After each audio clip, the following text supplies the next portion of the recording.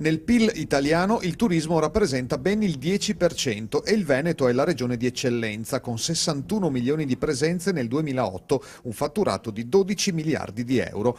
Amministratori, operatori bancari, alberghieri e del commercio si sono incontrati in Villa Braida a Mogliano per stilare una ricetta in 3 punti: sostegno al credito, nuove rotte aeree e promozione del Veneto con testimonial di livello mondiale.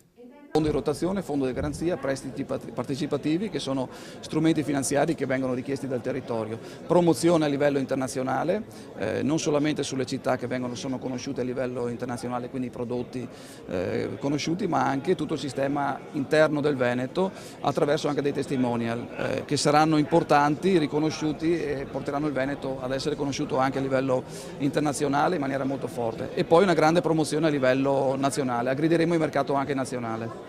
Veneto Sviluppo, la finanziaria regionale, ha stanziato 25 milioni di euro per interventi nel turismo sostenibile, nelle strutture alberghiere e i servizi agli ospiti. Venezia è il terzo aeroporto italiano e l'85% dei turisti chiede informazioni sull'Italia, ma solo il 35% decide di venirci. Nonostante la ricchezza delle offerte e le bellezze presenti, molti fanno fatica a venire per mancanza di una rete unitaria e di un marchio unico.